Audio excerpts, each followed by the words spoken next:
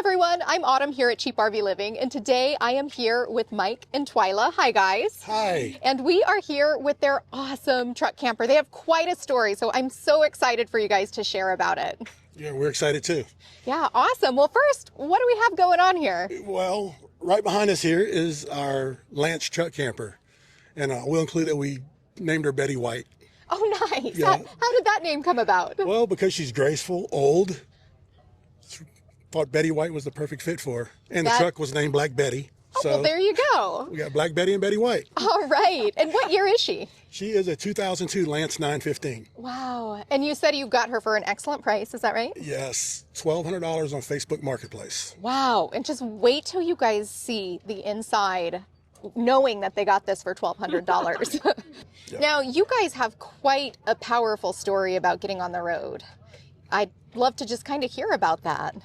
So we got the truck camper, and within a few months, I was diagnosed with colon cancer at a routine doctor's appointment. I went through my treatments, and we had bought the truck camper, so that kind of slowed down a little bit on the work. So you guys had bought the truck camper. Now, was the plan when you initially bought it to kind of hit the road? We bought it, to just fix it up and take off. And then in the midst of that experience, like almost immediately, you were then diagnosed with a serious diagnosis. Yep, stage 2 colon cancer. I was lucky that they found it early. And so I was able to do 6 months of treatments and had surgery, removed the tumor, and in the process of chemo and all that, we were still working on the camper. Yes, and if you look back in some of our first videos, you'll see her in the videos with no hair. She lost all her hair. You know, part of the story, I think it is the story that you want to get out is go get your colonoscopy. Yeah. Your age. They call it the silent killer. Sure. And she had no symptoms. Nothing. If it wasn't for the doctor telling her that they moved the age up in women to go, she would have never gone. Wow. And then after she had the right hemocolectomy done, they took a foot of her colon out. Wow. They told us that had it been another year, that we would be having a different conversation. Wow. That's how fast it can take you. And so, huge messages here, folks. Definitely those routine doctor's appointments and those like pre-checks and precursors. Like, it sounds like it literally potentially saved your life. It did. It did, definitely. As a husband, seeing your wife go through something like that, Yeah. not knowing what to do, how you can help her, Right. it's just at the mercy of what will be, you know, the doctors. Just, it was tough. It was absolutely tough. And what we learned from this, you know, I try to stress to everybody, get off the couch, shut off YouTube. You see people doing it. Yeah. Throw a tent in your car if you can. Go get away for the day. Yeah. Work your way up. If you think you can't do it, just do a little at a time. Get out there, see everything America has to offer. Yeah. Because tomorrow may never come. They have created a beautiful, technologically amazing camper. Can we take a look? Absolutely. All right, come on, folks. Okay, for my haul rig, we have a 2016 Dodge Ram Limited 3500 single wheel sitting on 37-inch tires with a PMF 4-inch lift on Fox shocks. It is a diesel. She hauls the camper well. She handles the weight well. Nice. And one of the things that actually was the marker for me to find this was that incredible solar panel. Mike, can you tell us about your tech setup? Yes, it has a home-built aluminum rack on the top of it with 1,600 watts of Canadian solar panels. They're 400-watt panels each. Wow. They are wired in series. And we also have here a total of 800 watts of ground deploy that I can put out. Wow. So this is one of the 400-watt panels. And it goes through the back of the camper, ties into a plug in the back of the camper. So if I need it, I can have an extra 800 watts. So you guys are set on your power needs. Yeah, I am the power company. I can't charge a fee if you want to come plug up. And may I ask, because power is one of the most needed things on the road, It is. what was the inspiration for, or the need for this much power? The biggest thing for us was it did have a factory generator in it that was very loud. So then I bought a 4,500 watt Westinghouse generator that I used to carry on the front of it. And after a few trips with it, it was a pain in the butt. We couldn't, if we pulled over somewhere after driving, I'd have to put fuel in it. And we're talking about in the Texas heat or Oklahoma. Oh, yeah. It's hot. You got to have air conditioning. Yeah. So messing around with fuel cans, propane bottles, starting a generator, stopping a generator, just messing with all that. After a 16-day trip we took in Colorado, I said no more. So that kind of inspired this build. Gotcha. Well, I must say I have power envy right now. It does have quite a lot. Yeah. Quite a lot. And a little further story on the camper, you know, it was water damaged very, very, very badly. So I wound up tearing the whole front cab over part off of the camper, rebuilt everything back, eliminated the front window that came with the Lance. Used to have a front window, got rid of it. I refiberglassed everything, put new file on, strengthened the roof with 2x4s, just really upgraded and upbuilt everything I could possibly build on it. Wow. Did all the insulation with graphite infused foam board, so it's super well insulated. Check this out. They have a personalized rug. I love this. So there's a little part of my system. I kept the 12-volt house battery because the jacks draw so many amps that I wanted to use the BMS of my 12-volt house battery to supply the amps for that, because I was limited on space inside for doing a 24-volt step down, because the whole system inside is 24-volt. 30-amp plug on here. Oh, okay. And we also did the smart plug data port for my Starlink. Oh, cool. Perfect. So if we ever want to park underneath a tree, yeah. I could take the Gen 3 off the roof and run a cable and still have my Starlink and still stay in the shade. Nice. Did the back seat delete. We put, I did a shelving in it, covered it with carpet. Oh, yeah. So just bring this in for more storage. Yep. Excellent. And my intention was to paint this box black. And as I was painting it, our granddaughter came outside and said, "Papa, can I paint?" I was like, "Sure, baby." So she She's got her name on it. painted Alexis. So Very nice. we had to leave it like that. Yep. All right, the rack's built out of aluminum, and I am a welder by trade.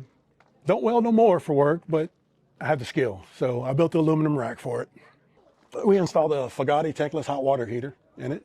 But one thing I did learn about it is at high altitude, It doesn't work so well. doesn't work so well. Now, is that running off your propane? Propane. Okay. Correct. Wow, this is so beautiful. Thank you. Oh my goodness. So you got this for $1,200. $1,200, but it did not look like this. We did, starting off, I guess, with the bedroom. Yes. Queen bed. I did cedar tongue and groove above the bed, all the way down. Wow. Did new interior walls on the inside. Butcher block countertop for the drawer here. We have a little 24-inch TV there. Oh, wow. And there's also a Starlink wall mounted in there. Wow. Gosh, this is just beautiful in both the construction and design. Did you and Twyla work on that together? Absolutely did. And there's a little hack for people that want to do out trim work in an RV. Rope. Use rope as trim. It covers up uneven areas perfectly, and it gives a nice little touch to it. Oh, it's a great touch. It's lightweight. Yes. It's beautiful in design.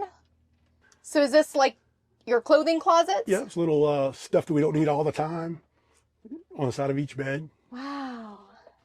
I love the rope here around the window. Mike, how long did this project take you? About a year and a half. Yeah. Year and a half. Wow. You can tell it's a labor of love. It absolutely was. And this is just a peel and stick.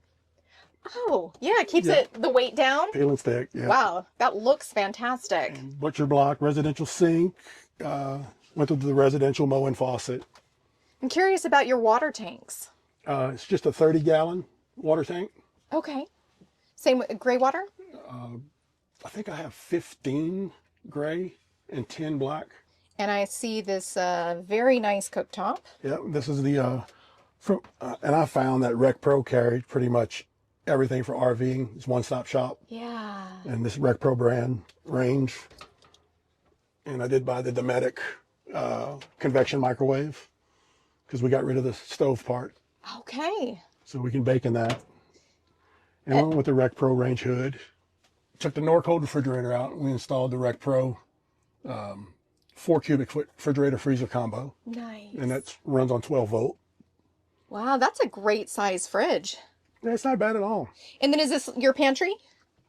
Yes, that's our clothes closet. Oh, very nice. There's a little clothing closet right there. Yeah. And then our pantry is over here. Okay.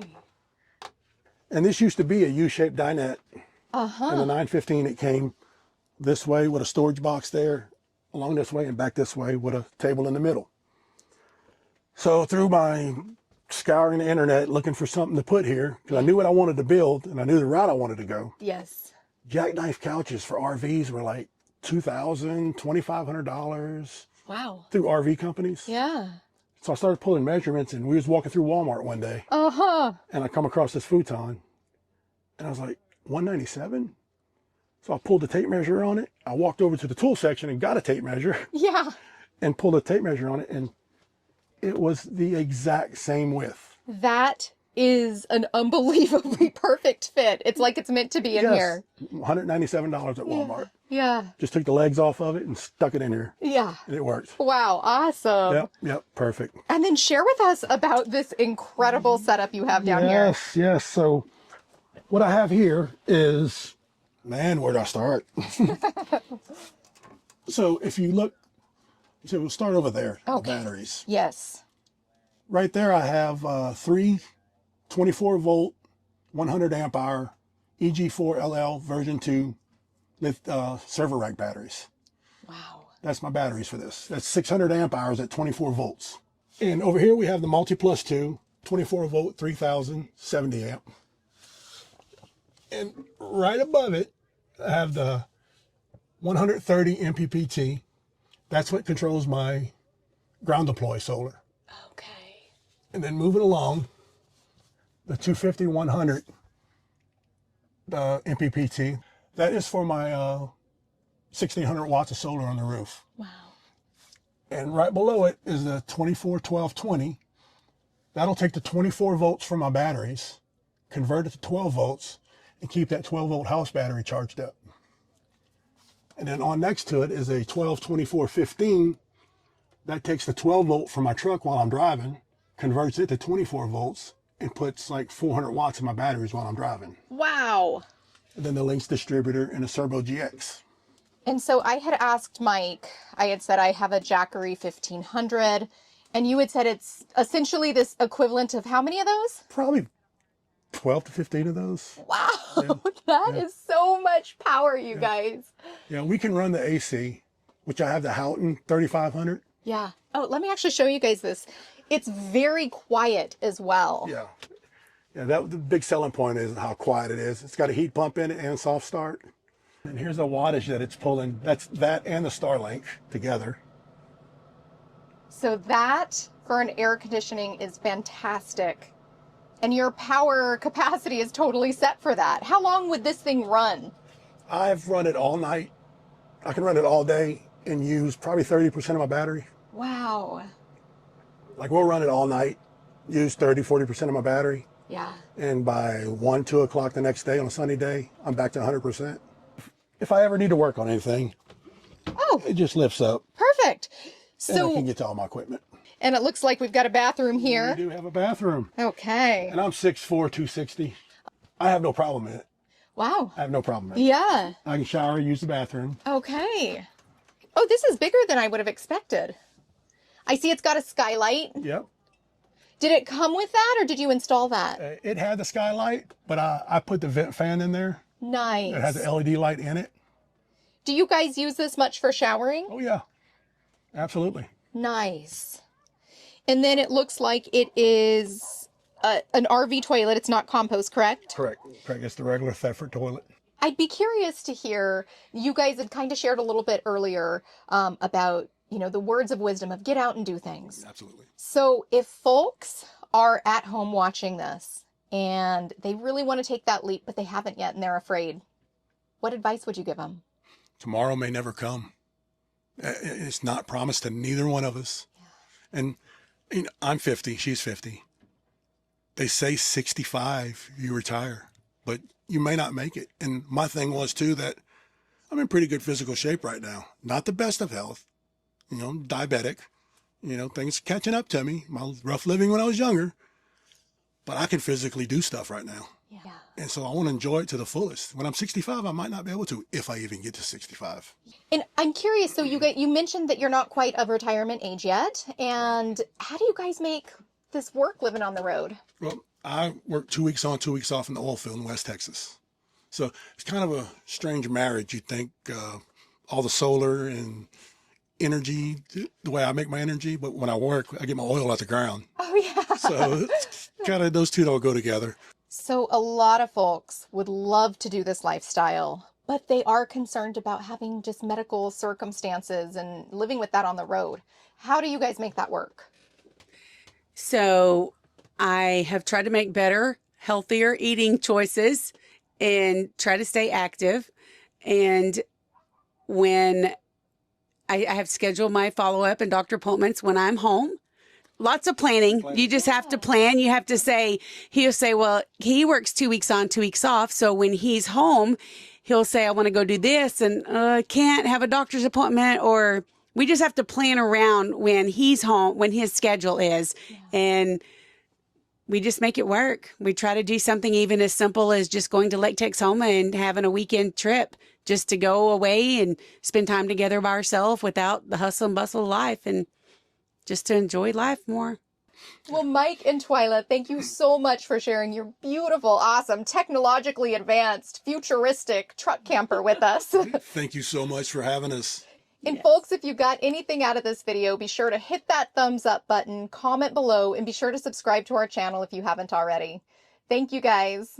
Thank you.